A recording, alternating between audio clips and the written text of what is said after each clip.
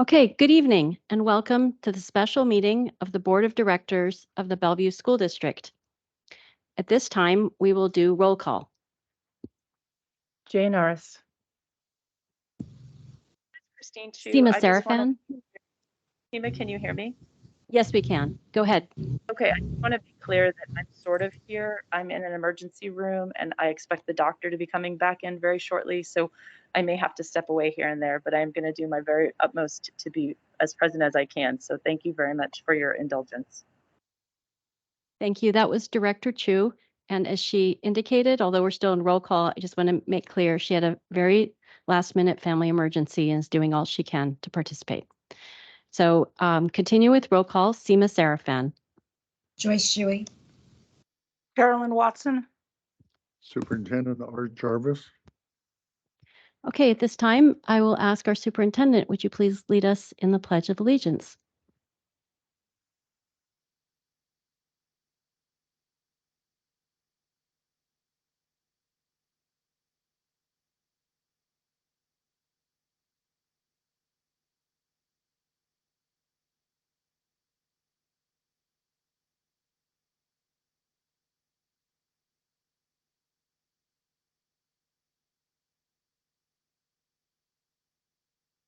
Okay, we will now do the land acknowledgement.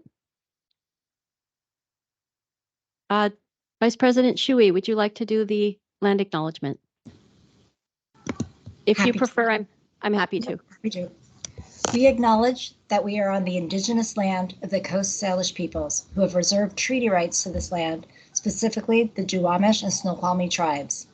We thank these caretakers of this land who have lived and continue to live here since time immemorial. We reflect on the historic context that brings us to reside on this land and accept responsibility to interrupt erasure. We commit to an ongoing partnership with the Snoqualmie tribe as we listen to, learn from, and lead with their guidance. Thank you. So if we can just continue with the slide. So we have a brief agenda. We're here as one community. And before we begin, our opening items we've completed, but what we want to simply share is our agenda for tonight is essentially to hear from our superintendent. And then following that, we'll have any motions and any discussion, and finally a vote on the recommendation that we expect to be hearing from the superintendent. As we begin, I just want to say a few things. First, we're here as one community with different points of view. We've heard from many of you as community members over the last few months, and we know that anxiety and tensions are very high. We hope to have a thoughtful and respectful discussion as a board and resolve tonight with a vote. I ask the members of our community who are here in the room to please kindly be as quiet and respectful as possible and know that we, as your board, have taken this important decision very seriously. And we've put in tremendous time. And so has our superintendent, Dr. Jarvis, and his extended executive team. I do want to thank each and every member of our community who took the time to share your views, your concerns, and your ideas.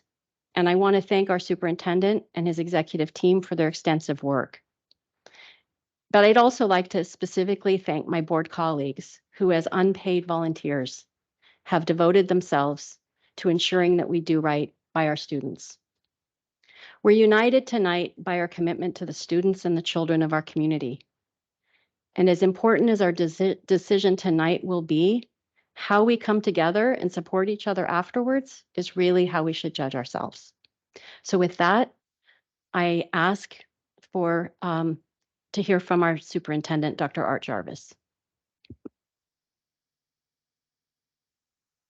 Thank you, President Serafan and members of the Board of Directors for the Bellevue School District. I would like to start with the comment you just made that as superintendent and on behalf of a staff, we have worked diligently to try to make sure our recommendations reflect our judgment as to how do we maintain the quality of the Bellevue School District? It is a marvelous, successful, and satisfying school district professionally. It is good for kids. I offer my comments tonight. They'll be brief, but I want to be clear about my recommendation to the Board of Directors. I will add a few recaps of major implications of those recommendations.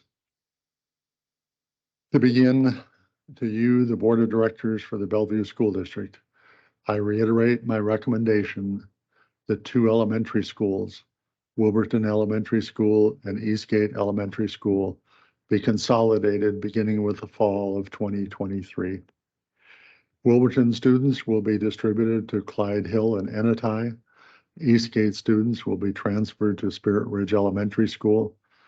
Parents of children currently attending Wilburton and Eastgate Elementary Schools will be given the highest priority for transfer requests to schools other than those to which they were designated. Ardmore Elementary School is not recommended for consolidation at this time. Transfer requests from Ardmore will be honored in the same manner as all other elementary school transfer requests. The board is aware of the overall plan to utilize a blend of strategies to address the budget deficit. I offer these comments with the implications and recapping the effect of my recommendations for consolidation. Consolidation is a strategy that lessens the degree of staff layoffs and program reductions. Specifically, the budget implications of this recommendation for consolidation are twofold. Number one, the consolidation of 2 schools will provide approximately $6.2 million of relief towards targeted budget reductions. And secondly, the $6.2 million in savings will reduce the burden of additional forced staff layoff reductions by approximately 60 additional FTE. A second major implication is in the area of personnel. There are 2 additional implications as they affect personnel. Number one, staff losses through attrition, retirement, voluntary separation will account for approximately 41 FTE reductions in staff. And 2, failing to approve the reductions by consolidation will increase a loss by an additional 60 or more staff, largely comprised by our most junior staff, including a significant number of persons of color employed in the past 2 to 3 years. The net effect would be to seriously erode gains made in staff diversity if we had to add an additional 60 staff. Lastly, if the board of directors were to consider a delay, which has been requested by many, the immediate implications of the delay have been presented by Deputy Superintendent DeVita's display of options. In addition to the reduction of additional staff as referenced above, it will require reducing fund balances. Depending on the level to which the fund balances may be reduced, that action will necessitate the suspension of board policies directing minimal and safe fund balances. Such action would largely negate the option to spread reductions over multiple years. I hereby request the board of directors approve the recommendation, and I will repeat. My recommendation is that 2 elementary schools, Wilburton Elementary and Eastgate Elementary School, be consolidated beginning with the fall of 2023. I would offer myself and the staff here this evening to answer questions, but we will be in full recognition that the board will be working under motions and the board study, and we will not step forward with unless requested by the president of the board. And I would ask that those requests go through me so that I can manage the request to the staff. I hereby would finish this recommendation to the board and appreciate the difficult position in which this places you. Thank you. Okay, thank you. Thank you. Let me start by asking, is there a motion from any board director? I move to approve the recommendations set forth by the superintendent. Is there a second? I will second it so that we can have the discussion. All right. For the point of discussion, I suggest that what we use is so that we each have a chance to talk. We can continue in as many rounds as needed, but take 10 minutes each. And how we use our time can be up to us. We can use it for five-way discussion. We can use it for time only with one person speaking, with the person whose time it is to speak. So I think that we did that the other day. We can use a clock to help us stay within our time, and then that will allow us to keep rotating. So with that proposal, I think we begin our discussion. Is there anybody who'd like to speak first? Just raise your hand. I would if possible. Yeah, sure, especially since you're on telephone. Go ahead, Director Chu. Thanks. Yeah, you can hear me all right, correct? Yes, you're coming in Yeah. just fine. Okay, great. Okay, so yeah, I'm literally in an emergency trauma room, so there's lots of noises and things. Let me know if there's any issues. So I'm going to just acknowledge that I agree with our superintendent, our staff, and with most of us that we are facing a significant challenge. I brought with me a proposal for us to consider that's alternate to it's a little bit of an alternate, or would require that we give different direction than what was just proposed in the motion. And I'd like to introduce the document. So I'm going to go through the content of it. It's not a formal motion, but it's content that I think is worth talking through. So I'm going to share that content. If it would be helpful to be projected, I have given the content to Ms. Worth. So feel free to, if not helpful, it doesn't matter. I'm happy to go through it. But I'll share with you some thinking that I've been doing, and I'd like to share with you some points for discussion tonight that I think deserve our discussion, because we've had very little discussion time, particularly since we've seen all the numbers, the very specific numbers. So first, I just want to acknowledge, in this document you can see, I would like to acknowledge that our budget reflects a $31 million looming budget reduction need and shortfall, and likely additional reductions in the following year. And it doesn't matter what the cause was or whether or not we could have predicted it, we still have to address it. So that's where we are. I'd like to also acknowledge that incredible time, thought, and efforts were put forth from our superintendent's highly expert and dedicated team. And still, the process applied to address this shortfall did fall short of our district's policy and commitments for equity and accountability and our district values, particularly those related to collaboration and service. That said, considering the urgency of this matter, we still can't dismiss the consolidation recommendations out of hand. We have to evaluate the proposal and determine if they provide defensible, long-term defensible, and lasting mitigations to our situation that don't cause disproportionate and or non-mitigable significant impact to learning and long-term well-being of students or any particular groups of students. In doing that, I have encountered that despite and examining the district's initial proposal from February 8th and its modified proposal on March 9th, that there are still a set of questions that remain. And there are effectively, I have 6 of them with some sub-questions. I'm just going to introduce those questions.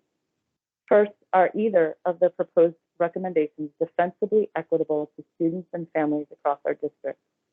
And I'd ask, where can we evaluate substantive quantitative analysis of degree of impact to various communities, including marginalized groups, in terms of displacement, travel times, social, emotional impact in the midst of COVID recovery, etc. Second, does either proposed solution result in a more even distribution of student populations across all elementary schools to create a more stable enrollment pattern over time? How do the enrollment excesses proposed for Somerset in the first proposal or Spirit Ridge in the second contribute to a more stable enrollment pattern and building and portable management? What does that imply for resourcing for the under-enrolled schools compared to over-enrolled schools? How many individual elementary schools will continue to be under-enrolled? And what will the range of occupancy be across our elementary schools? Does either proposed recommendation create long-term stable school communities with defensible and logical commuting and interaction patterns that will make sense over time? So the two questions that really stand out in that area for me are, how does the location of not just the I-90 freeway, there's always freeways to deal with, but also a sizable Eastgate commercial area that splits Eastgate and Spirit Ridge neighborhoods, set up for a long-term community school that continues to attract students from both neighborhoods and not start bleeding students from one of the neighborhoods to private school or other? How does the relocation of Wilburton students to two schools that are not only on the other side of the freeway, but somewhat split from the area by the downtown commercial corridor preserve a sense of community, particularly considering the majority of Wilburton students had been zoned initially to the Woodridge neighborhood, which is not split by that downtown corridor? The fourth question for me that is still out there that is worth discussion before any voting: how do the proposed solutions impact our ability to solve looming additional issues regarding school and program placement? How do these plans impact options to address the need to modernize facilities for International School, Big Picture School, and Jingnay Elementary School, all choice programs that have some degree of geographic flexibility? How do these plans impact options for how we address potential middle school consolidation? How do these plans impact our potential placements for future new programs, such as additional heritage language programs, possible expansions to other language immersion programs? We know we have a waiting list for the Mandarin immersion, expansion of our online schooling and expansion of our online schooling options. And how were these known, communicated, and taken into account both by those designing the solution and for those providing input on the potential solution? My fifth question: how do either the proposed solutions maximize our ability to attract in-district students back or newly into our public schools rather than private schools? Are there different consolidation plans that would allow for stronger and faster new enrollment and possibly re-enrollment in our neighborhood and choice program public schools? I didn't see that discussed in a deep way.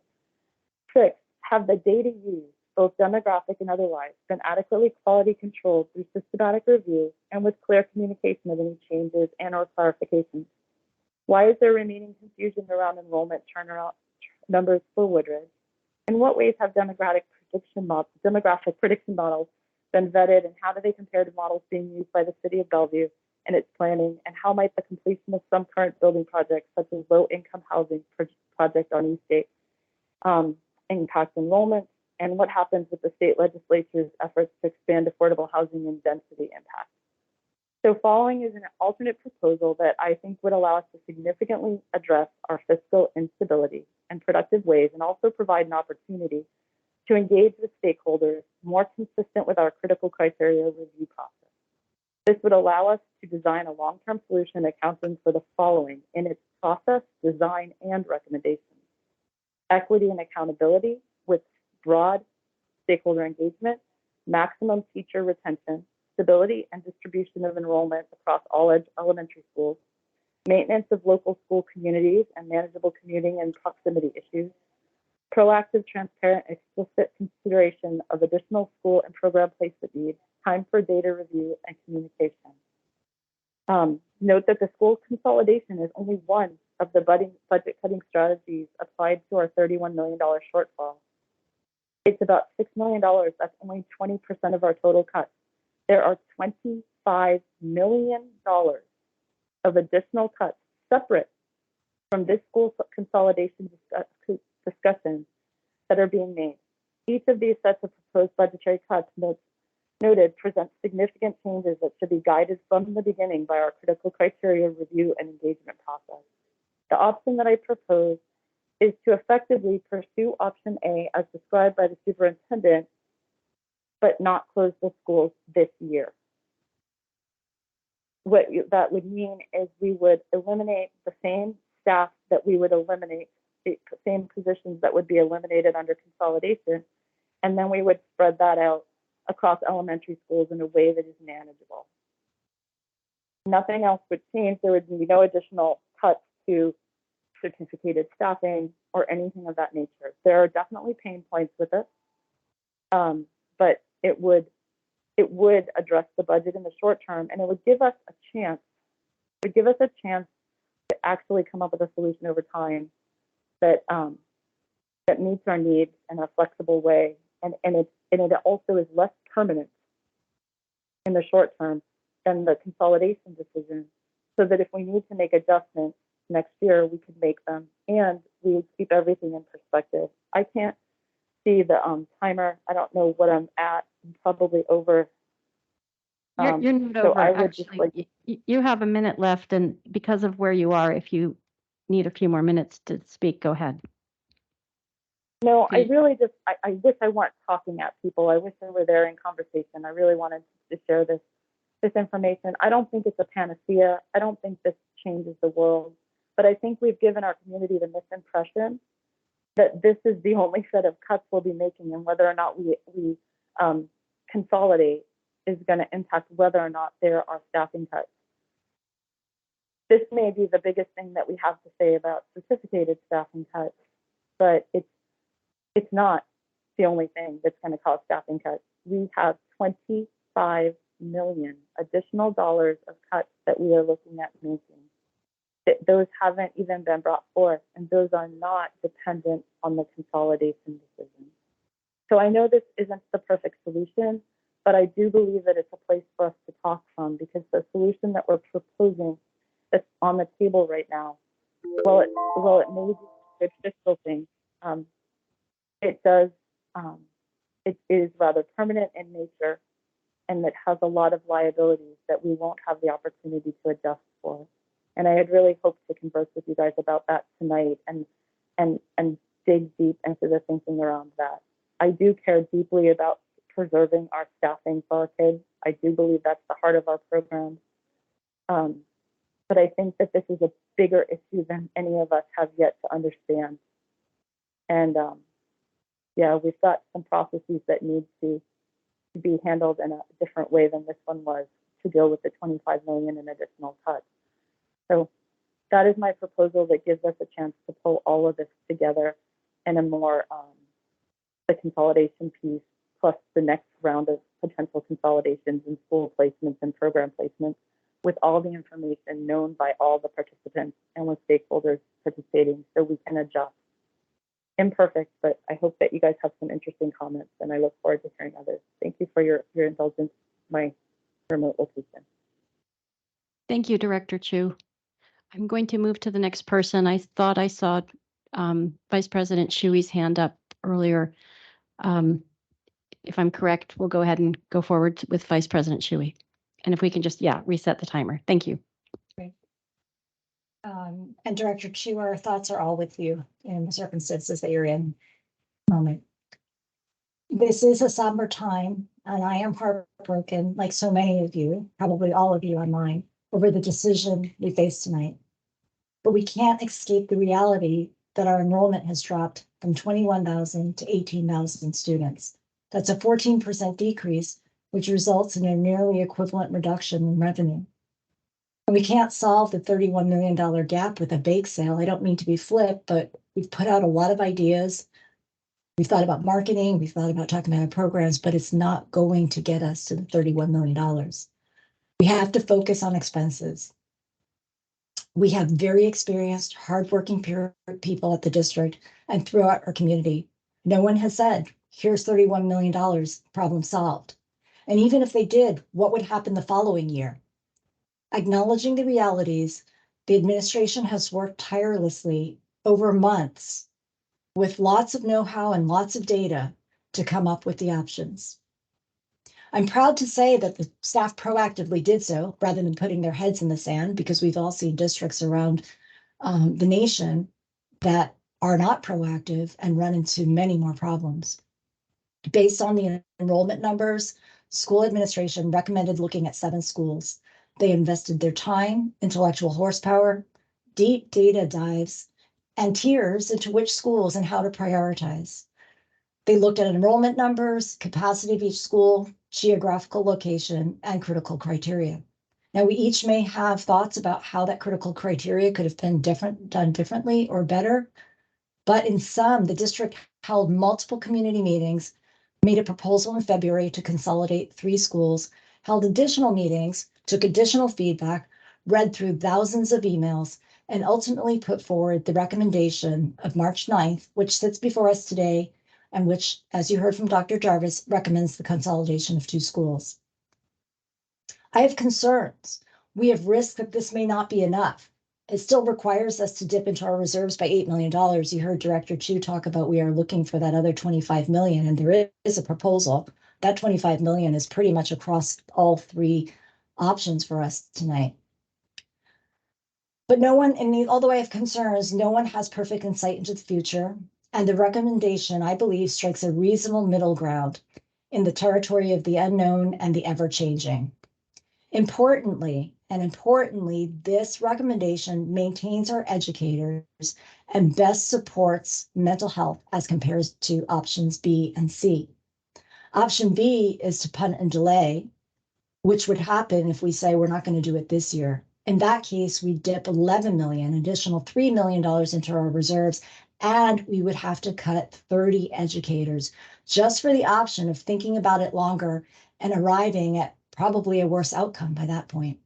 Or there's option C, we only dip $8 million in, but we lay off 60 educators. Not making a decision tonight is a decision. It is option B or C. And so the layoffs of educators is something that I personally, and I believe all of my colleagues, keep as a top priority. A number of people have said succinctly, and I agree, educators over buildings. Each closed building allows a $3 million savings, and it saves educator jobs. If we were to eliminate the positions of 60 educators instead of buildings, the ones with the least seniority would be the first to be laid off. You heard from Dr. Jarvis. This means disproportionately BIPOC because of our inroads into hiring BIPOC in the last 2 to 3 years. And it would mean a loss of the innovations and the special energy that new teachers bring to the profession. There would also be a devastating impact on our ability to recruit new teachers in the future. Teachers, like all rational people, want to come to a fiscally responsible, solvent school district that they know will plan well and make the hard decisions when necessary and on a timely basis. We need a stable, well-run community that prioritizes educators, programs, innovation, and mental health. These are the things, not physical buildings, that make Bellevue Bellevue. The more difficult question for me and for all of us probably was which schools. I asked a lot of pointed questions, as did my fellow board members and hundreds of community members. Community members used public comment extensively at all of our meetings, wrote thousands of eloquent, compelling emails that brought all of us to tears. District staff arrived at a new recommendation that is defensible and supportable. Now, some might claim that we didn't arrive at the best or the most equitable, but just like we can't say that there is a most intelligent person or a most beautiful person, because beauty and intelligence are composites, and there would have been pain and frustration with any 2 schools that were selected. In the end, it came down to this for me. Absent glaring process or equity concerns, which would have made it worth it for me to stand on principle, and many of you have seen that I do stand on principle, and decide to lay off 60 educators, because that would have been the cost of standing on principle, because there was something so wrong with the recommendation. That's not where I landed. I choose supporting teachers and programs. Any option proposed comes with pain, of course. Wilburton is a beautiful community with passionate educators, staff, students, and families. Wilburton has built something special, very special in its short history. It's welcoming and inclusive staff and students in a high turnover, highly transient community, shown through and shown bright. Eastgate is likewise a fantastic community with its brilliant shining jewel of the Olympic program.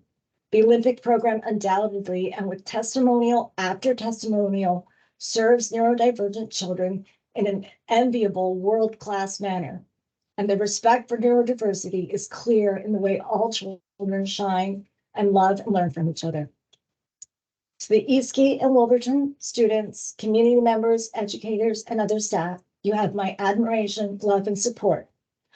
I look forward to all the successes you will have I know you will have in your new physical homes, and I will be a fierce advocate for you through the impacts and the transitions which lie ahead. For the strongest Bellevue School District possible, I implore the rest of the board to support the staff, support educators, support mental health, support academic excellence, and support the future of all students. I plan to vote in favor of and ask you to join me in voting in favor of the recommendation made under the joint leadership of Doctors Jarvis and Aramaki.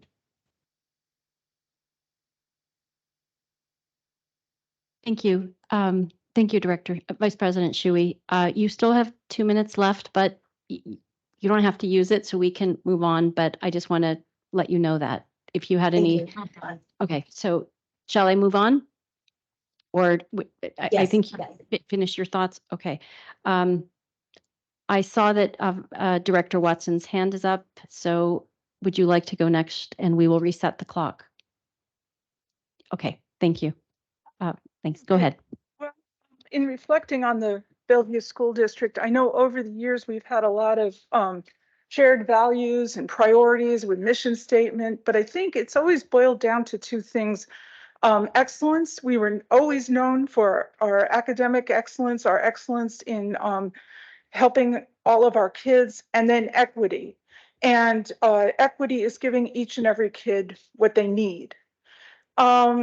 So we never wanted it to be this way, but we have to make our budget balanced. We don't have the option of really running up a debt or having an unbalanced budget. So we have to pick the least worst option that we can find.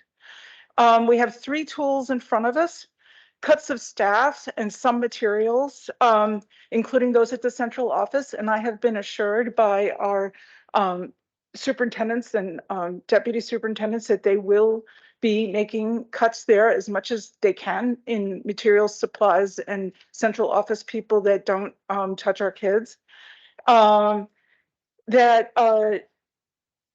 other option is consolidating the buildings, and it really does seem so difficult to keep buildings open when they're only at 50% occupancy.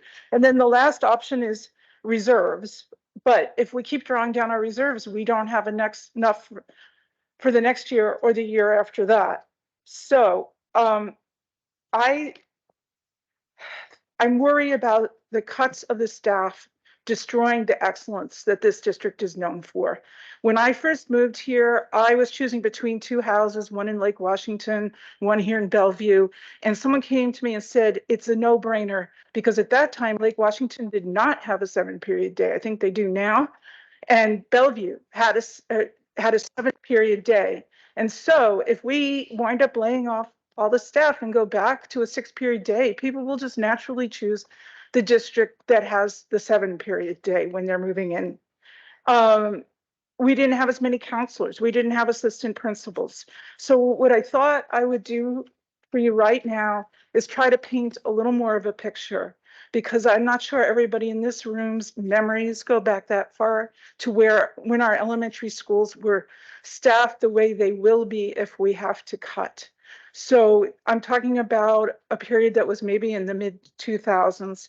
And I was both at Bennett for 2 years and at Stevens for 2 years. And I was always a super active PTA volunteer. So I knew the principal, I knew the teachers, I knew the front office staff. I basically knew everybody.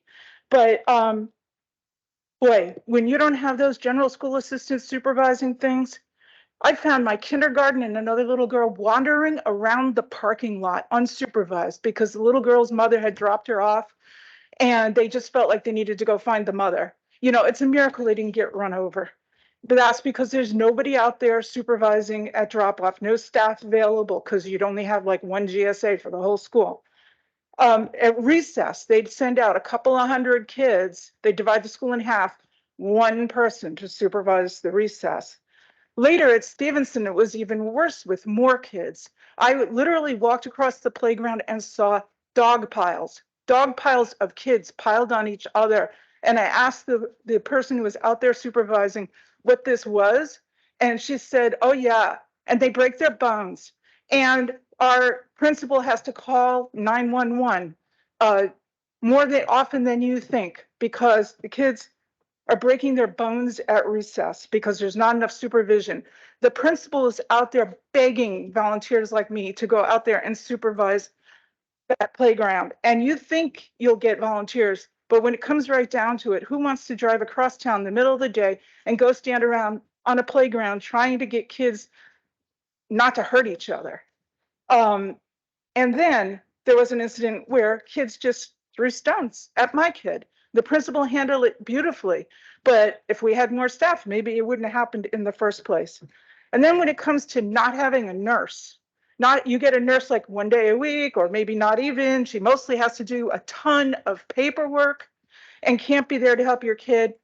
The front office staff has to kind of triage everything. So one time there was an accident where a classmate didn't mean it. They were working on a project together, but she stabbed my kid in the eye with a pencil that didn't have the eraser in it. So it cut like the actual eyeball. And the staff just let him sit all day with blood in his eye because there's no nurse. Okay, I just don't think you guys have seen this. There's no assistant principal. There's nobody to do PBIS, positive behavioral interventions with your kid. So my kid would misbehave. The principal would call me and say, please come get him. Just take him out of school. What is this? A suspension for kindergartners? But they didn't have the staff to handle it. They had one chair, my son called it the bad boy chair, which was under the panel where they have all the switches to control the electricity and stuff in the school. And he's like, they sit me there in the bad boy chair and I could turn off the whole school. But there wasn't anybody to talk to him about positive behavior. There's no counselor to intervene and ask him why did you throw the marker that made the principal want you to send you home? Well, because I was interested in the math center, and then they told me I had to stop because too many kids and not enough time. So there was no counselor in either one of those schools that ever knew him. There was nobody to sit down and talk to him that way. The saving grace was absolutely the teacher. And the teacher was teaching a 2-3 split. She's a wonderful teacher. She walks on water in my estimation. But I just don't think that this is going to be the rosy picture that we think it will be if we cut all the teachers and the staff.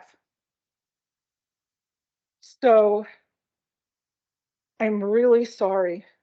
I have read hundreds of your emails. I have tried to sort things out. I've been looking at, Facebook posts and Discord servers and everything to try to turn up another way. And I think that this option of just letting more staff go is just not going to work. We've got to go with how can we keep the most certificated and classified staff.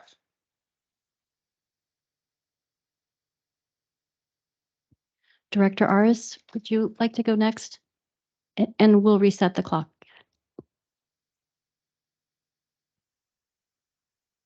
I have to take a deep breath because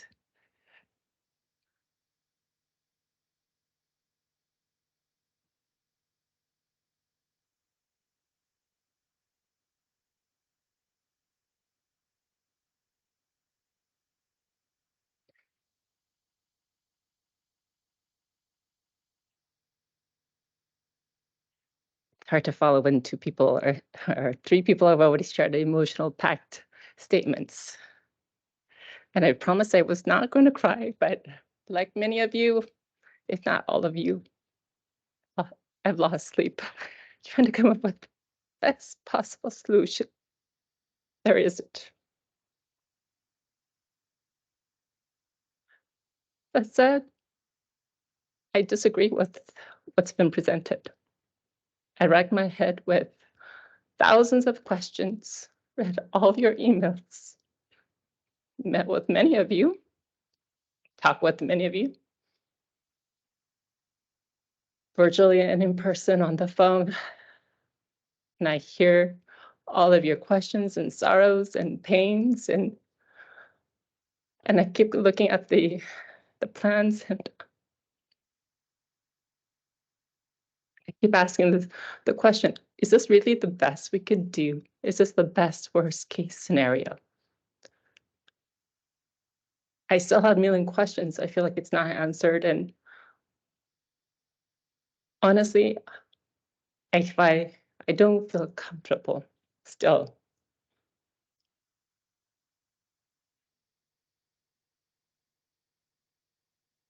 And I really do appreciate our staff. They carry the same extra bag under their eyes as I do.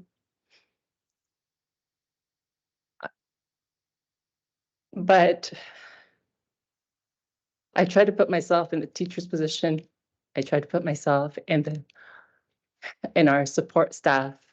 I try to put myself in our parents, the parents of Olympic students, the parents of the AL program who's being asked to move, the kids who are asked to move again.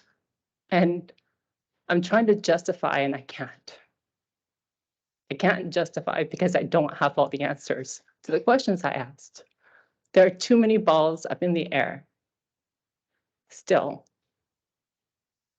I've been digging, still digging. I was digging today. I was driving around and taking a look at what are the projects that's in our community that's going to bring more people.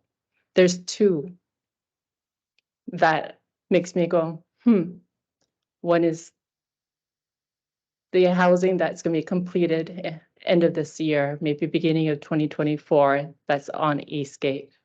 That's 360 units, which is geared towards families. That's for our workforce. It's got a daycare built into it. It's slated for Woodridge. I look at 360. If you even get half of that filled with one kid, that's 150 to 175 kids.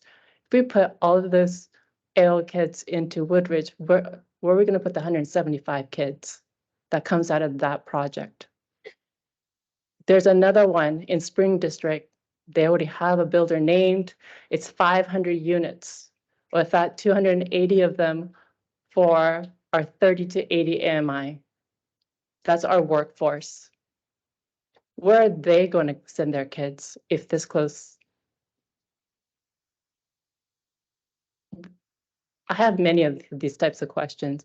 We have legislation that's not finished. We have upzoning that's not finished. I've looked at the density, I've talked to people. I got more questions than the answers. Are we in decline? Based upon the data that's been given to us, yes. But we don't have data for the last 2 years. 21, 22, now we're in 23. A lot of people were stuck at home. And I was trying to figure out, trying to do my own projection, which is so unscientific, but here it is. I was trying to figure out what the trends of when do we have most kids' birthdays land, and guess what I found? It's when people are home on holidays. And we spend a year and a half stuck at home, but we don't have that data yet because it's not in public records. So I wonder whether or not that's going to have an impact on us. Is the number actually going to balloon and we don't know it? But we have to make a decision today. On top of that, if we dissolve a school on south of I-90, we're down to two schools for that entire area. With the upzoning coming, with pushing of more housing from state. And I wonder how difficult will it be for us to create another building down the line, whether it's 5 years or 7 years.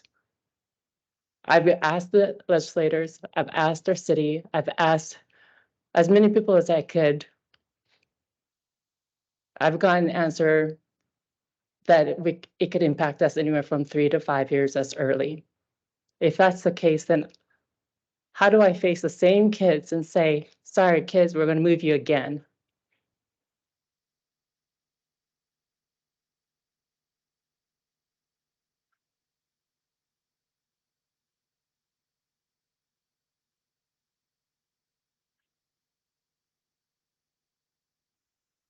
I ask, my commitment is to the kids. Sorry, adults, you guys are awesome, but my commitment is to the kids.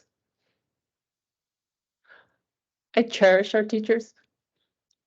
I'm a former teacher. I'm a former special ed teacher. I cherish our staff. Believe me, I'd like to have a full night's sleep trying to come up with the right answer.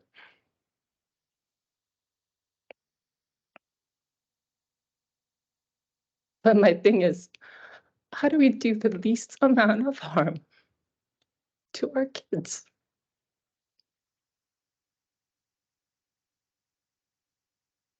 Christine has proposed or brought up an idea, a different idea on Monday, which put me into a whole nother layer of creative thinking. And man, this is where I wish all of us could come together because we have an amazing community.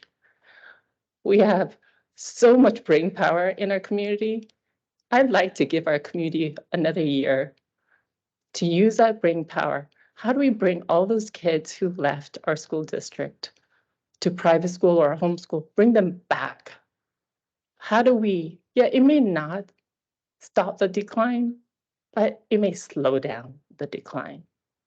How do we put us back in the innovative space, even in decision-making like this? Because honestly, this process, and I do want to thank our staff for trying to be ahead of the curve in involving our community. I do. I think they did the best they could in the time crunch that they had. But do I think it was the best? No. Does it live up to our values? No. Did it do what we said we're going to do in our mission, vision, and value statement? No. So I actually think we can take another year without doing additional costs and utilizing one of the scenarios and have less impact. So I see other possible, I've come up with like multiple different ways, and some of the stuff I was already heard my creative ideas, which means no riff. Nothing more than what they've already proposed, but not closing the schools. There are ways to do it. If I could come up with it, just me, I think we could come up with a lot more as a community and with no riffs. Yeah, is it going to be painful? Absolutely, because you know what? That 6 million is nothing compared to the 25 millions. So even if we were to close, the pain is already there.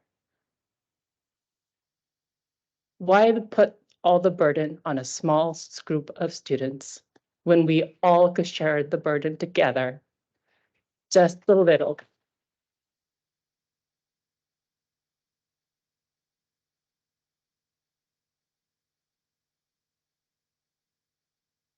So I appreciate all the hard work. I just can't get myself over there.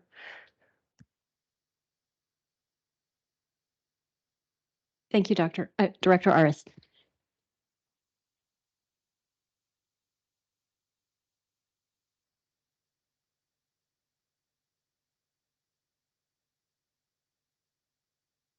Okay, I'm going to take my 10 minutes now. So I will start by saying a few things. I'm worried I'll run out of time, so maybe I'll start in the center of what I wanted to say, which is, I think you mentioned about sort of creative ideas. I started when this discussion first began a couple months ago, starting and talking with businesses, corporate leaders, and trying to find out how long would it take to get something. I had variations on a theme of things I was talking about with various people and staff that were inspired by the notion of open transfer, such as if we had open transfer and we made it into a marketing campaign and like just trying to go any number of ways, how long would it take till we actually yielded a change? And the answer is it takes a few years. It's not something that happens overnight. So I will say it took me a while to let go of that dream because I just thought maybe we could just with the right intensity suddenly bring students back. So I'm going to start just by sharing that because I think the idea of creativity matters. But I will just say it took me a while to come to where I am. I will say that just starting, I want to acknowledge that your input was really important. I read literally every email and from teachers, educators, staff, and students. I do want to acknowledge tremendous work in volume and breadth for 5.5 months from the superintendent and executive staff. And I do want to say one thing in particular about our deputy superintendent of finance, because I think she's probably borne the greatest burden here. And there's two things I want to say. Every time we speak to legislators, they will often tell us, you have the best finance director. We always call her when we want to know something about the intricacies of finance. And I think that's important for two reasons. One, it's easy to blame the person who brings you the bad news. But the other is, and we can project it in a second, if you don't mind, Ms. Worth, if you project those scenarios. Part of why we have this ability to not have to cut as much as we have to is because we have reserves. If you have millions of dollars and you spend millions plus $1, you are poor. And in our best years, she would put aside more than anybody told us we should. That's why we have high reserves, because she was aggressive with it. And I just want to make sure she hears that thank you because it matters. This is not, though, like the Oscars where I'm just going to thank people. I do want to make clear, I know things were wrong in this process, and there's another time for acknowledging that. I will say one area that I want to just have people know that I think we could really have done better was transparency. I think we could have had more of the financials, clarity on what schools were going to be built, but are now not going to be built. Having everything with us all up front would have been much better for all of us. And I think I can see that. And I think we needed to acknowledge that we felt short during the pandemic. I feel like those were all things we could have talked about early. Having said that, I want to also say that I felt that the district did a good job. That was not the, I'm not sure. Oh, that is, sorry. I want to just make sure that's the correct one. I thought that the superintendent and staff did a great job between the first recommendation and the second, trying to implement what they heard from the community. So I do want to acknowledge that. So at the end of the day, what concerns me is through the lens of students. What concerns me about not doing, no matter which of these you look at, whether we take the consolidation or we go to what's on the far right, which is doing something to make up that delta of $6 million, no matter what the district is saying, it's going to, and Director Shuey was referring to this, it's going to make deep cuts in non-classroom staffing, in materials, in supplies. That's how we get to the other $25 million. So it becomes about $6 million. If we don't consolidate, what we have to do instead is we have to cut elementary core staffing services, assistant principals, librarians, counselors. We have to cut summer school services. We have to cut math and literacy and interventionists. We would have to cut computer science teachers, social workers, counselors, behavioral specialists, psychologists, dual language teachers, SEL, MHAT. I mean, that's where this is all going to come. That's 60 FTEs. And the people who will pay the biggest price are the students in two ways. First, because the people, that's $6 million if it comes out of 60 FTEs, those are the student-facing FTEs.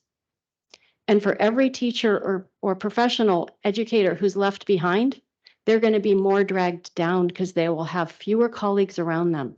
And that, again, is mental health crisis for the students and for the teachers and educators, which all comes back to, I think, more burden on our kids. So I feel like this is between two unfortunate choices. These are not the places where any board director wants to be, choosing between like which thing is going to hurt more. So where I come down to is I support the consolidation because I see the alternative being much worse. Because every student will essentially throughout the district have loss. And it will be in loss of the services that make their education what it is.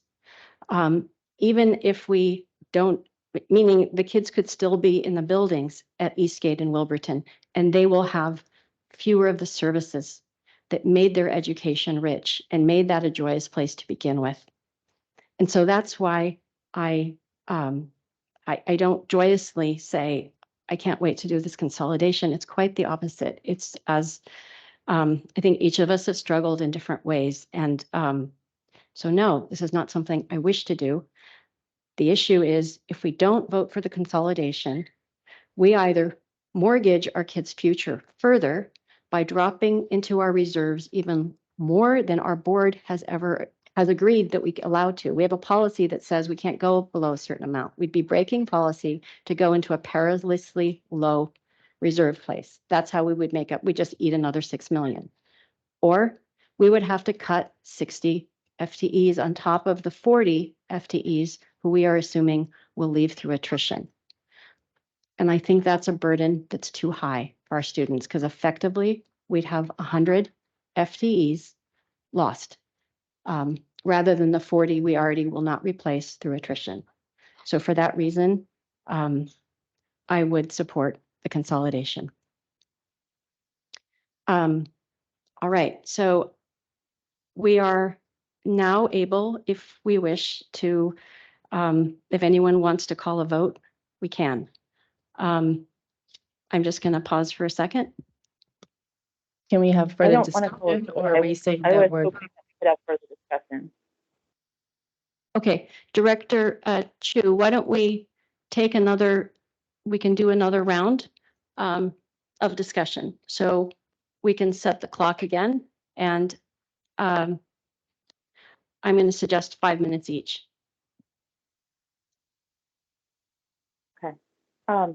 So I just want to make a couple clarifying statements, and then I just wanted to ask a couple questions. So to clarify, I fully support the need for consolidation across our elementary schools.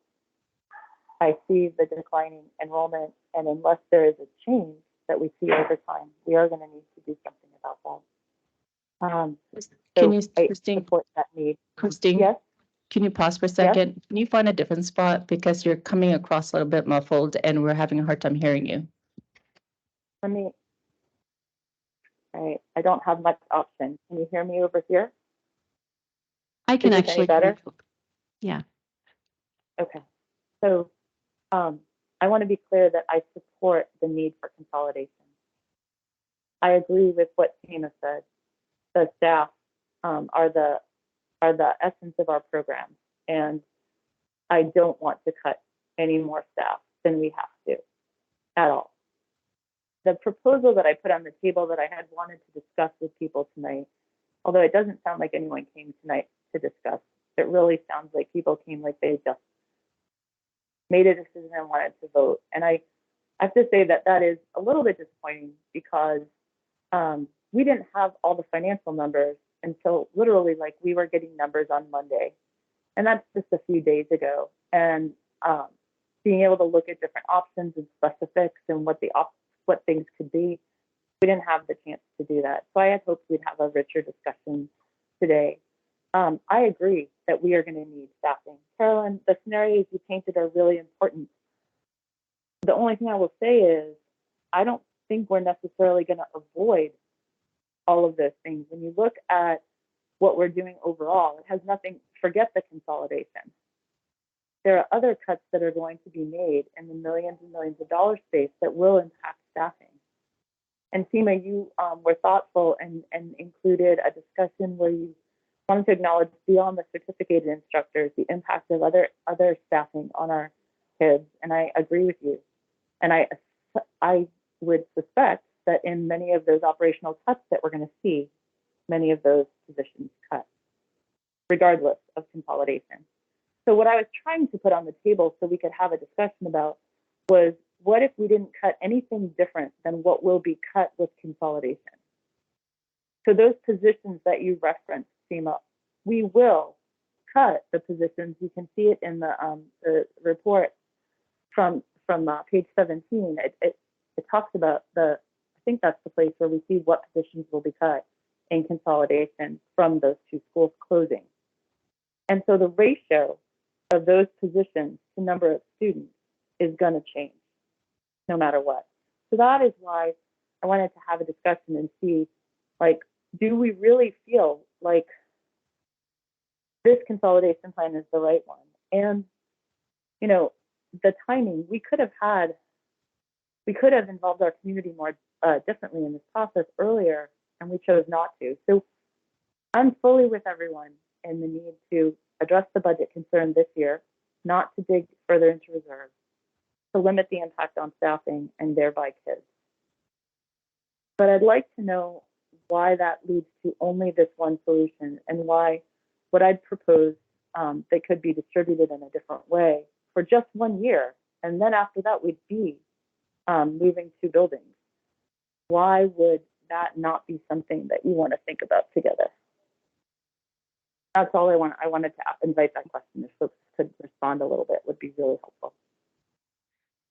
Good evening, directors. I just wanted to identify for procedural purposes. This evening, you are in a special meeting under the OPMA where you have noticed that you are planning to take action on one item.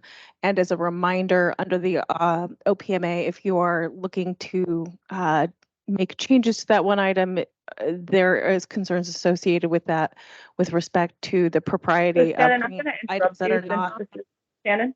Shannon, I'm going to interrupt you because I'm not asking us to do that.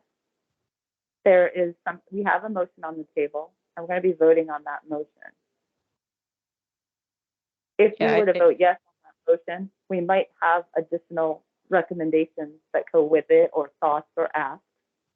If we were to vote no on that motion, we might have additional guidance or thoughts or asks that go with that vote.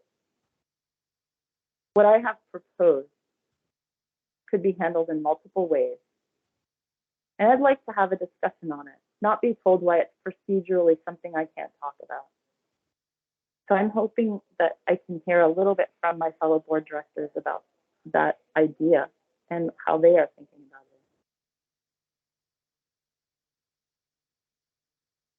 it. I do see 2 hands up, so let me start with, let me take a look at our handy dandy hand raise feature. Director Aris, do you want to go first?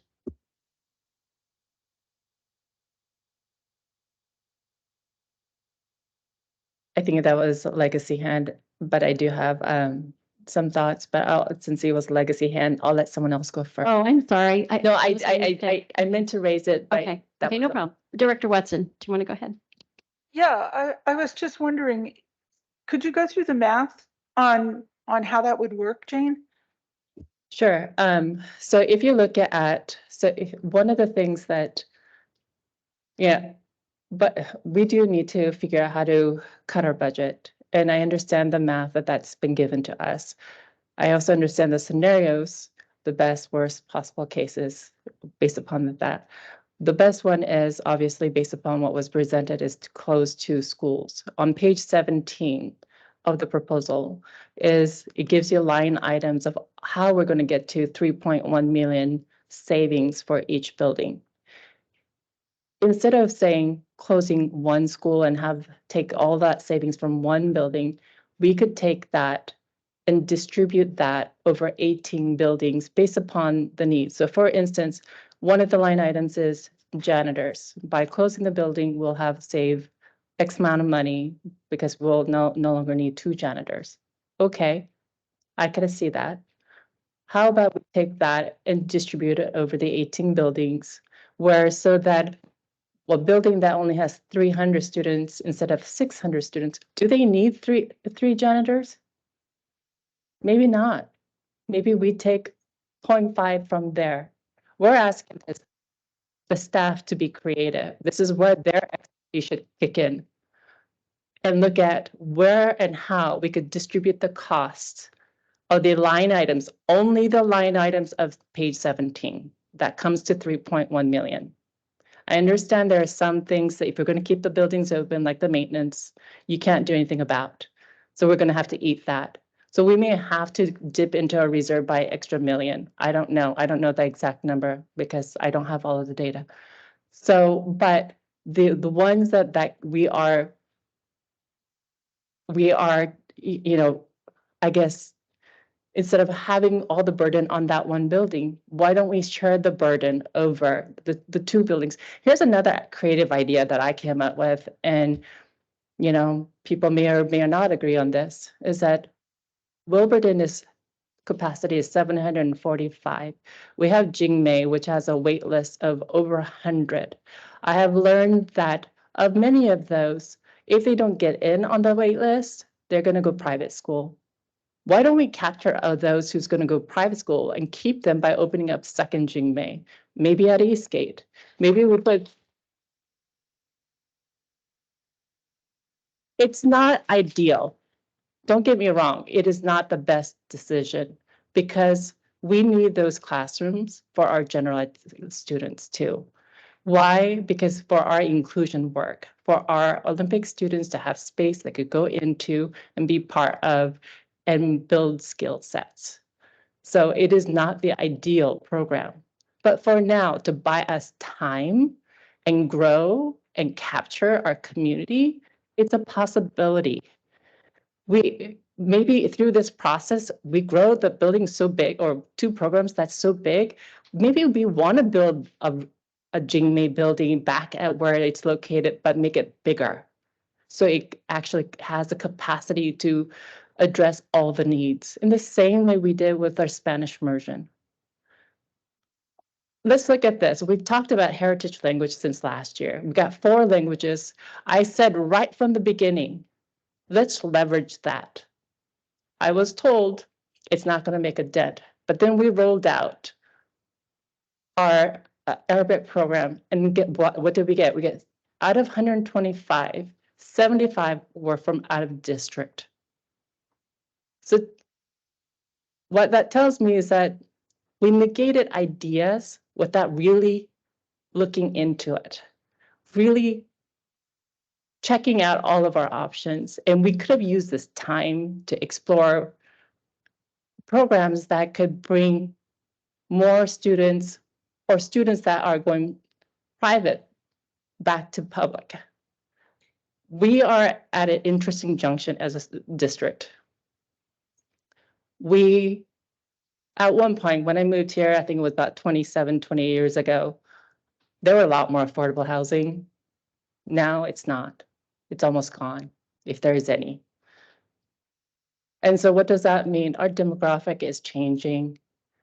We have more and more people who have the willpower. If they don't like what we do as a public school, they could go private. If we continue to make same mistakes over and over, how are we going to keep them in our school district? And here's the other part. We had made a promise in our mission statement. We said, we're going to serve each and every child. That means in order to do that, we have to break away from our old habits, our autopilot we tend to go into, from everything from making big decisions like this to the nuances in the classrooms.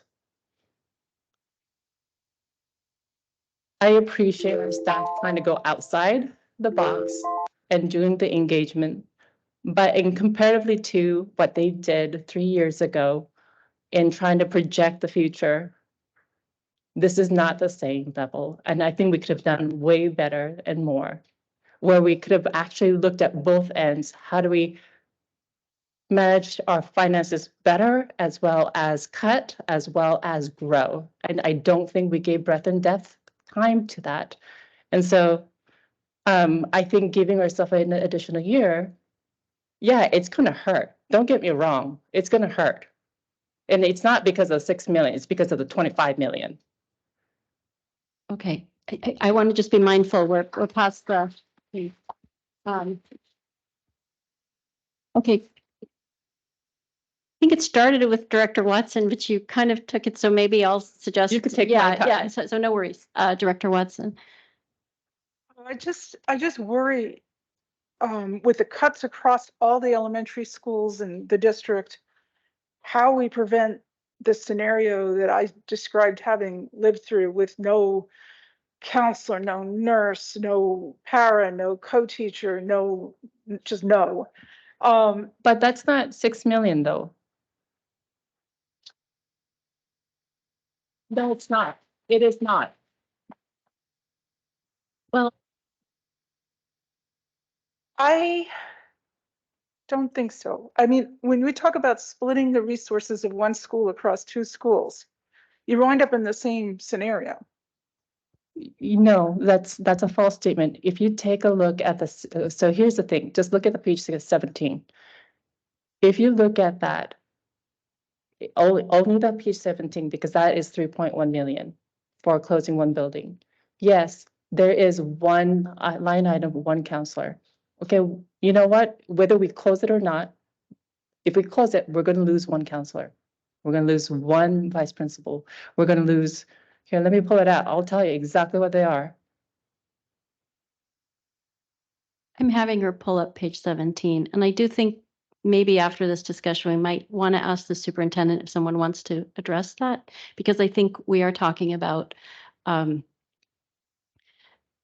it's essentially what was projected as option C, but it's taking the. No, it's it- option it's A. a- Option I'm sorry. A, it would be option A.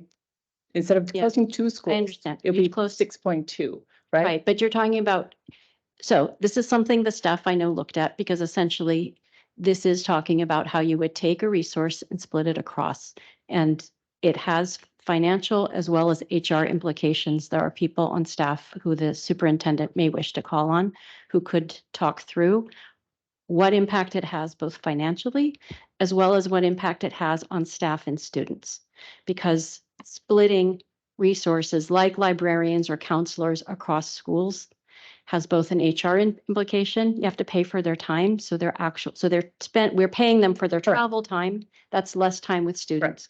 And most of the anecdotal feedback we've gotten over the years is it's a terrible experience for the teachers, for the educators, for the nurse, for the librarian, and especially for the students. So I think there's something to factor, but Correct. we can hear from, And the Yeah, second concern I had was, so if we do this, how do we prevent being right back in this place in 1 year?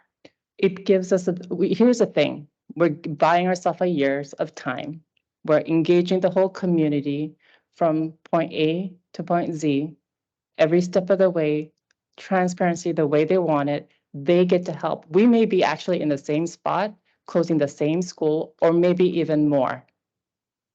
But guess what?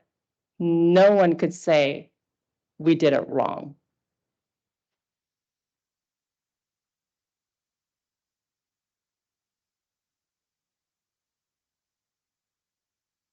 Director Watson, did you have anything more? Okay, the one thing I will say is there are people obviously here in the room, of course, and we have heard from many others who are not here and are not applauding, but they have said the opposite of what respectfully those from Wilburton and Eastgate have said.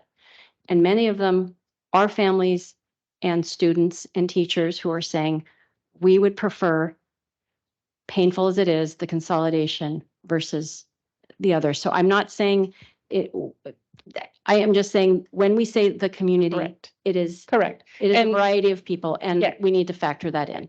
And with that, we also need to recognize that not everyone has all the information. So people are going on sound bites. And so some of those responses are, I mean, I'm sorry, we got questions like people are asking, don't get rid of our band. We're right now, we're not even talking about our middle school or high school, but we're getting, people are there, the $31 million cut that we have to make has created this monster of a fear factor. And it is all put on the two schools. And no, this is how people are seeing it. They're not seeing the 6 million, they're seeing 31 million. And somehow they think by cutting these two schools, it's going to absolve. Yeah, And I there have is a not- misunderstanding here. This misleading. Fatima, can I just weigh in 1 second on that comment? I can't probably stay on here more than a second, but I wanted to just say it's not just those two schools that are suffering. The reason that I was proposing that I understand the economy of scale, and if you just close the two schools, it is different than distributing the staff across. And so I understand that it might hit our reserves a small bit more. The reason I proposed it wasn't just because of the disproportionate hit to two schools. It was the lack of our ability to account for all the other domino pieces in this situation as well, and the equity picture, and trying to give us a chance to put all those things in focus so that we actually made a more best case long-term scenario. That was the effort I was trying to make here. I understand it would cause pain for the first year, but there's going to be pain no matter what. So I might have to step away here, but I just wanted to just clarify it's more than just that. Thank you. I do want to just ask Dr. Jarvis, is there someone from your staff who could address, I think, the sort of points that were just recently made? Yes, I would just start with the preface that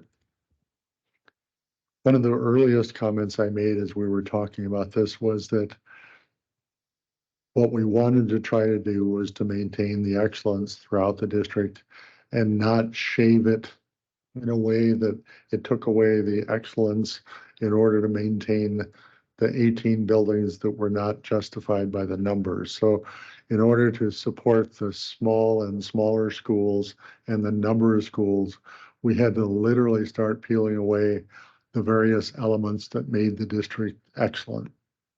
And that is the level of staffing in all the buildings. I think you're aware that one of the options not available to us is to take 1/10 of a counselor away from 10 counselors instead of laying off a counselor. So for various reasons, we have to do that by saying we have to reduce force. I am going to ask Deputy Superintendent DeVita to comment on this because in essence, you're looking at her, what she called option C. If you were doing without consolidation, what would it mean? And how's that interplay between the other elements that have to pick up $6 million or 6.2 million? So Deputy DeVita, would you comment on the idea of, can we spread this over this instead of closing? Can we spread that over the 18 schools rather than closing two? I am on. All right. Thank you very much. So there are some HR implications, first of all, and it's interesting what you said in terms of like cutting custodians, because one of the things that we're looking at in the operational area and other areas is looking at our cleaning standards. And so there are some reductions that we're anticipating in those areas already. And so just so you know, like this is going to be piling onto those, right? And those may not even be available then from this other area. Am I making sense there? So we're looking at cutting operations. So custodians is one of those areas.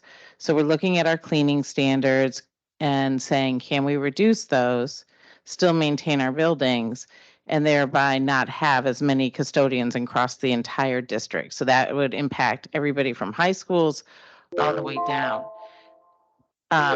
So one of the things that would happen as a result of what you're saying is that operational savings that we're planning on getting now is going to have to come from other places, because there's really 6 custodians there's about 2.5 to 3 custodians per elementary school.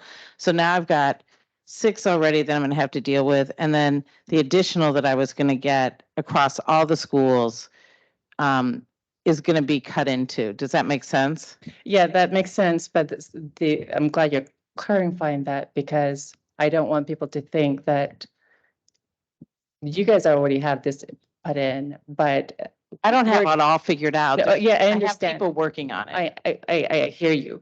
But the thing is, there's 25 million cuts. Mhm. There's a 25 million cuts. That is not transparent yet to us. Yeah, the first year if you're going to take 8 million of it out of reserves, then the first year is going to be 17 million. Or I'm sorry, I don't have this sheet in front of me. The 8 million in reserves is not a cut that we're making in the first year. It would be a cut in the second year because we'd be using a savings account to pay for ongoing expenditures. And you can't continue to do that because eventually your savings are gone. So that's the first. Can I ask a Uh-huh. question that get a little bit of clarification? Is that if you're, I know one of the arguments is that it's going to cost more to spread out because there's transportation, transiency time and all of those. And we're kind of putting ourselves back to what it was before, as you could say, right sizing or whatever you want to call it. But I understand it's going to cost more, but at that point, you maybe, I don't know what the number is, and because you're the math expert here and the finance person, I understand there will be additional costs. Honestly, as a director, I'm willing to eat another million if it buys us that year, because at the end of the year, after we've gone through all of this and the community comes back and say, we'll close, guess what? We're now saving 6 million at that point. We're by eating or bearing the burden for this year. Well, one of the things that we talked about was for every school under 400, you start pulling resources, right? So that would be, and that's in your list in this report. If you look at page 18, no, sorry. I had to find the page that it's on, but it talks about, okay, for every school that is under 400, we take the AP, we take half the ITCL, we take half the counselor, half the librarian. We close off part of the building, literally. If you're using only 14 classrooms at Wilburton, I would shut the whole upper floor. Because I don't want to clean that whole upper floor, and they literally have 31 classrooms over there. So that whole scenario is an option, but the services kids will get will be impacted. A counselor is there to work with kids as they have issues. A kid doesn't schedule their issues around when the counselor is there.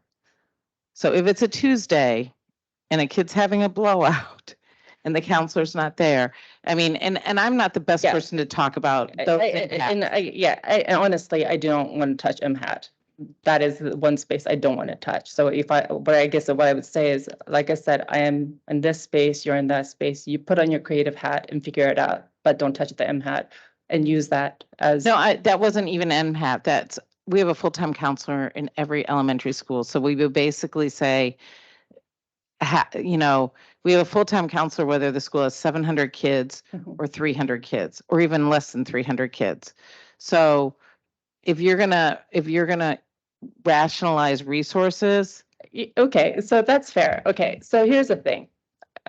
Since we talked about our own personal stories and things of that nature, my kids are all grown. They're not part of the school district anymore, but for the most of the years that they were part of the school district, I don't think there was ever more than a half-time counselor. We managed. I'm asking us to manage for 1 year. 1 year. So I am not the best person to talk about those impacts, but I think Dr. Aramaki could address some of that in terms of when resources that we're looking at would be taken from schools. Dr. Aramaki? Like when we pull resources from schools, the impact on schools, like counselors, librarians, etc.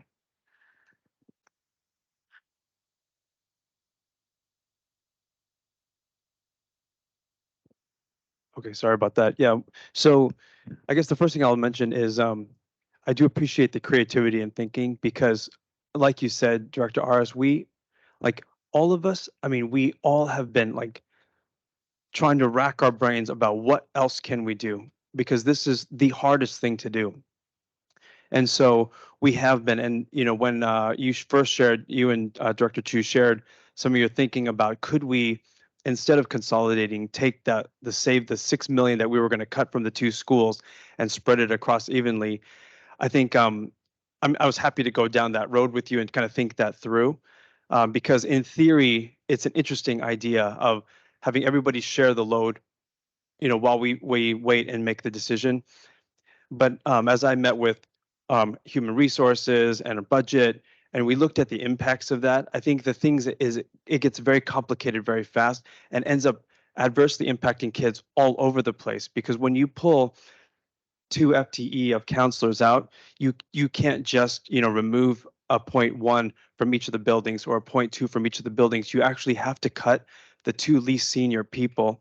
And then what you have to do is you have to spread the remaining people out. So everybody ends up shifting around in order to bring every school down by just a little bit. And so that happens with the counselor, and then that happens with the librarian, and then that happens with the interventionist. And so what happens is, yes, we can share the impact. I mean, the idea of being able to do that in a way that doesn't impact everybody sounds wonderful, but in the implementation of it, when you look at the contractual requirements, it gets very complicated very fast. On top of that, we have full-time counselors, so we can't ask them to go from full-time to 0.8 or to 0.7. So they're full-time, which means that they would be at about a 0.6 or 0.8 in one building, and then they'd have to do another part of their 0.2 FTE in a different building.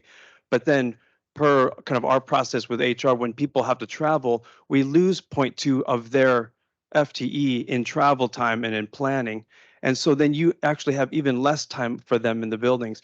And then I do have experience in elementary schools, and it's when we're in a different time right now than we were pre-pandemic.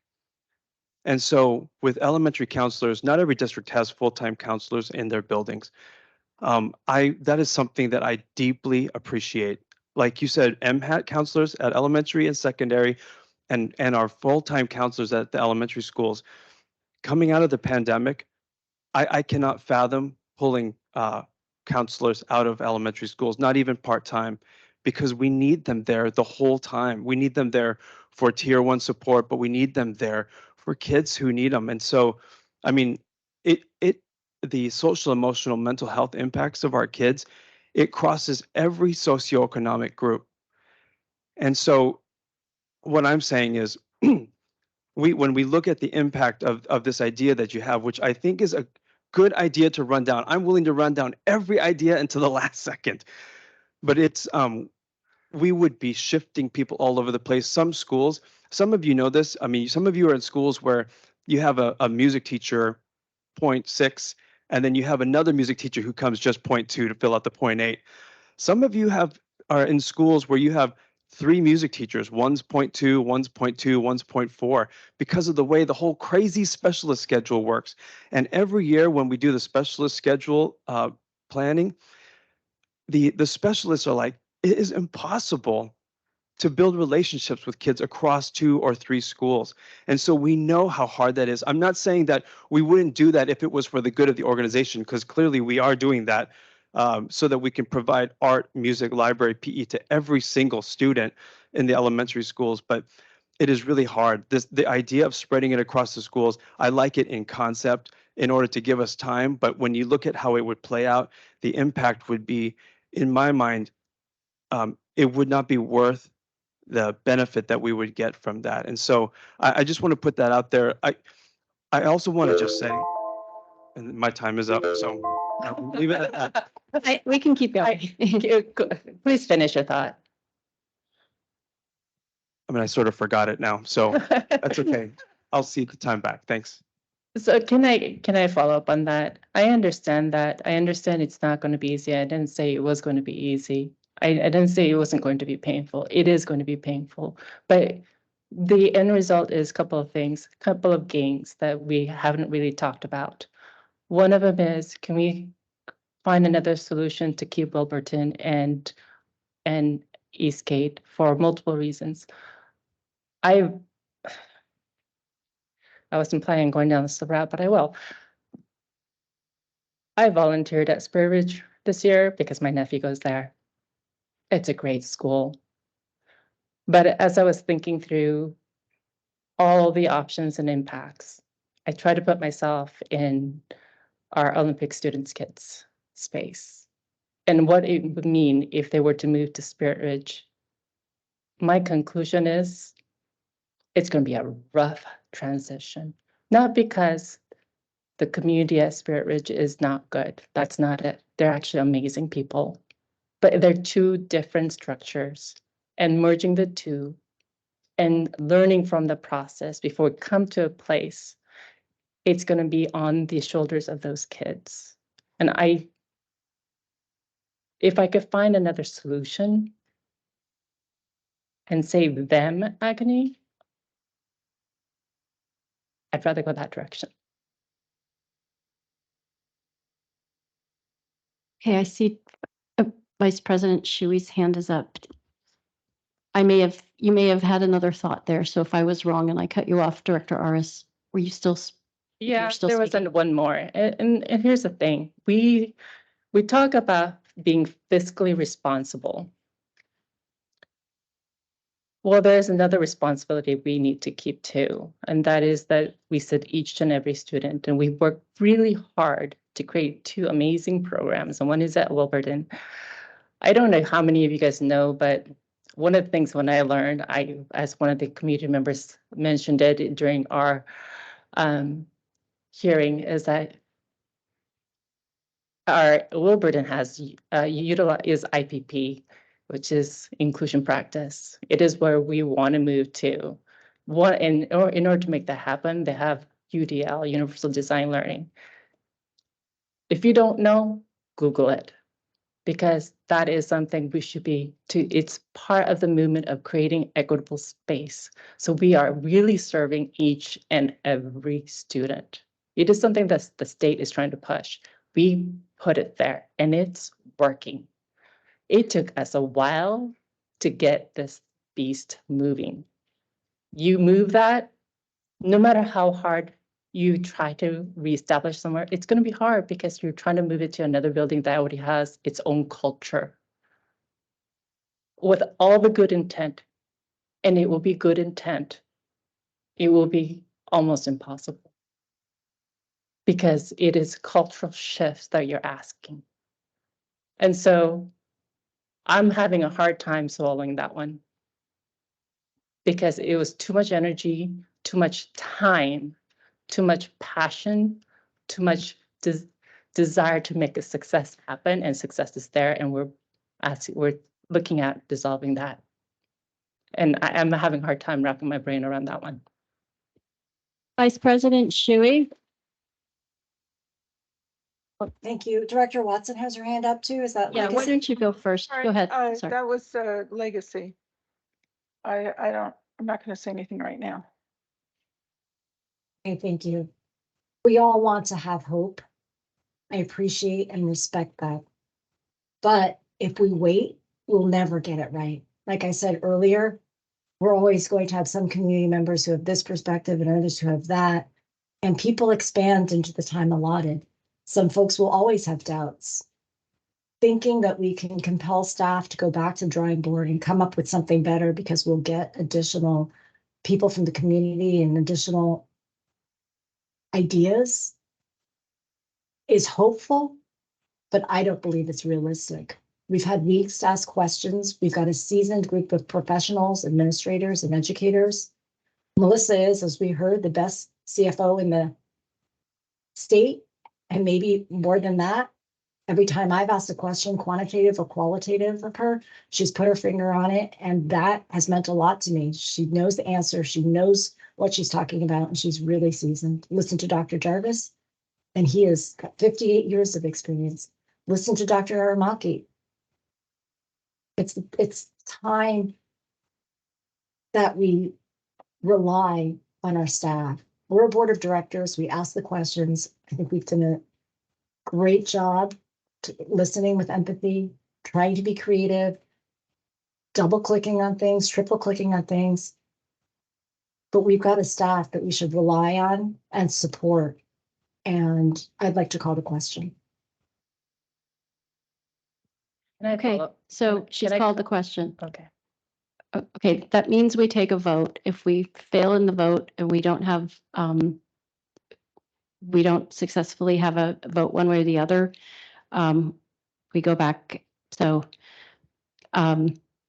Director Aris, did you have something you wanted to respond to what Director Shui said before we actually take our vote? Okay, we'll go ahead and start the clock, but let's hear if you had a response to Director Vice President Shui.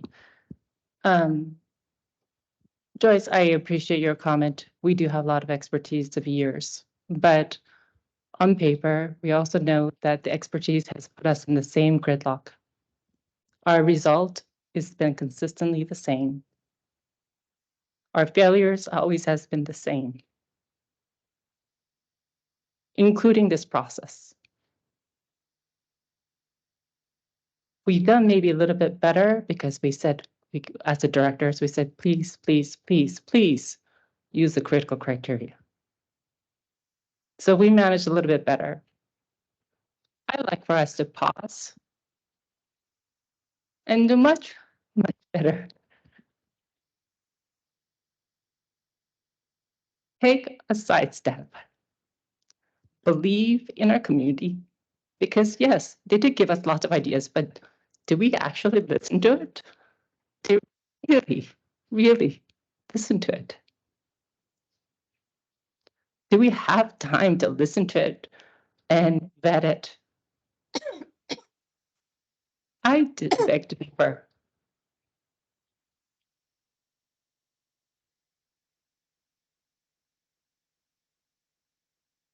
Yeah, we've read lots of emails, and I do appreciate all of our communities, the emails, and I do apologize for not responding to most of you, because I was trying to think through your thoughtful ideas versus trying to worry about responding. So my apologies.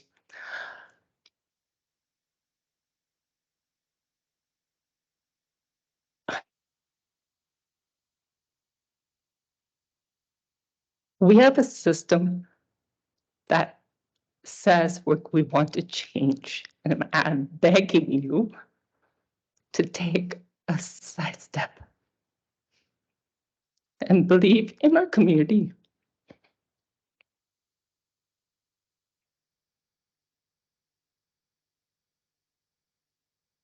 And do this right. Okay, Director Chu, you have your hand up. I do, and I just want to weigh in just a tiny bit before apparently we're going to be voting. So, and I may get called away, but I just I want to say that it is hard to support this work when there's so many open questions, and I agree that we are not going to do the best. There isn't a best, there isn't a perfect. There's probably a better, and I believe that we could get to it depending on how we approached it. But I will say that at a certain point, we as a district, we as a board, we need to start holding ourselves and our district fully accountable for how we do things and how much we engage our community and enact critical criteria from the beginning, so that we are not put in situations of, well, you have only one choice, and otherwise the kids and the staff are impacted. So, and there's no more time, and we're not going to change the way we do things. If we keep allowing that to happen and we keep not pushing for the critical criteria to be enacted, these kind of things will keep happening. And I want to specifically note one of the letters that I found very compelling and interesting about our support for this. And this is a person writing who wants us to vote to consolidate, and they say that the report is an exceptionally poor example for a document that carries as much weight as it does on a topic as crucial as school consolidation. I agree with the multitudes who look at the data with skepticism. I'm skipping some of the words just to give you the ideas of some of the things presented here. The data with skepticism and suspicion. The data seem murky at best. The report seems utterly absent of any strong moral argument or rationale as to why the district has come to the conclusions it has, or why the option is the best way to cut costs. The use of the critical criteria remains impoverished. They acknowledge it was better in the last one. and demonstrates either a lack of understanding around the merit of the tool or negligence for how it should be used. I am appalled that we think this is sufficient and that it clearly articulates the district's values and rationale as it relates to school consolidation. And yet, this person goes on to say, we're in a position with little choice because ultimately staff positions, and that's what we think consolidation is buying us. Staff positions are the ultimate thing that help our kids. And in general, I think I agree with that letter and that statement. And I think we have been put between a rock and a hard place. And I wish that we could have put more time into being more creative because, yes, Joyce, we have iterated to some extent. But first of all, we didn't iterate and design with our community and stakeholders, which is a requirement for our critical criteria. And secondly, we didn't even get clear communication of the numbers and the impact until literally Monday. And this isn't the way we should do business. And we shouldn't be in this position to make this decision in this way tonight. So it appears from listening to folks talk already that a decision has been made. I'm not clear on that. We'll have to see. But I just think we need to make a change, and not tomorrow or the next day, but like now. There are, as Melissa pointed out, not 25 million additional cuts if we dig 8 million into the reserve. There are an additional 17 million that would have to be made from proposal A that the district gave us, which was the March 8th, I think, proposal, or even in the proposal, the modified proposal that I put on the table, still have an additional $17 million to cut. Those cuts, that process, it can't follow suit to this one. That's even more. That's double the amount of money we're talking about right now that we just spent 3 months on. I want to see changes immediately in how we engage all of our stakeholders, our educators, our families, our students. We need to demonstrate deeper respect and understanding that they bring different levels of expertise and different pieces to the picture. And we as a board need to be having the conversations that we started to have this Monday sooner in these processes so that we have an opportunity to impact them and to iterate with our impact in time to take a vote or to have a reasonable iteration of change. I believe that the iteration from 2.8 to 3.9 was a good effort. I don't think it was necessarily a sufficient iteration. So I appreciate the work. We need to start changing from this moment, this very moment forward. Thank you for allowing me to speak. Director Watson? Yeah, well, I just want to say, I believe in listening to experts, but I also believe in questioning experts and asking them how they know what they know. And I also agree that this process we really need to break it down, deconstruct it, and learn from it, because we all have frustrations with the timeline and the communication and the equity analysis. And there's many, many things we can do better the next time. But I don't know at the end of the day where the money for this is going to come from. I just feel like we're going to run down our reserves and lay off lots of important staff, and it just stinks.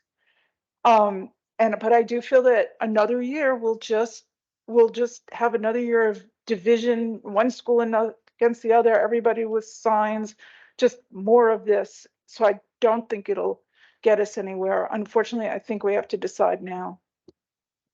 Vice President Shuey? I'd like to call the question. All right, I call the question.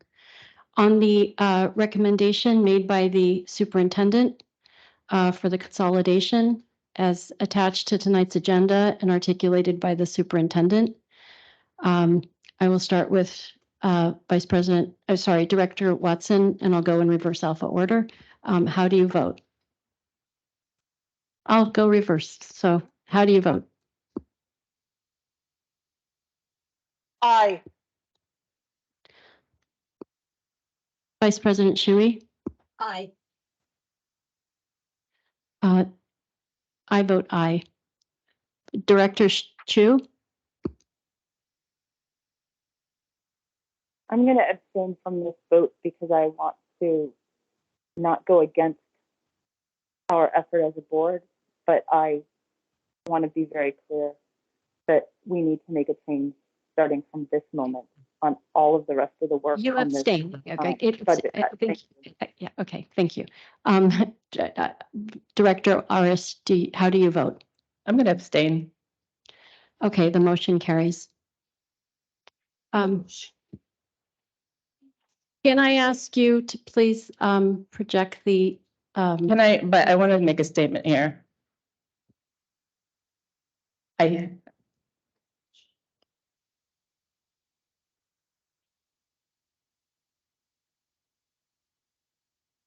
Director Aris, you'd like to make a statement? Yeah, I do. I think we needed more time to discuss. I think the amount of time we gave ourselves to discuss through this process was little to none. I think we gave ourselves some time to question, which we often didn't get the information to.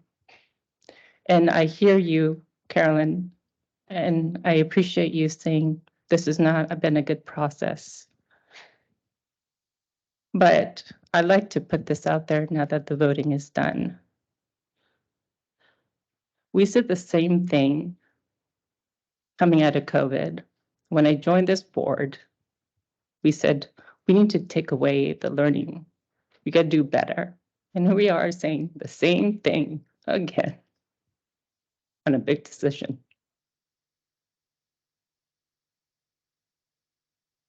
So at what point do we say and pause and do better?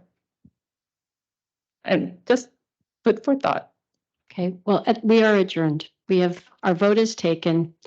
We have gone through our agenda. We are adjourned.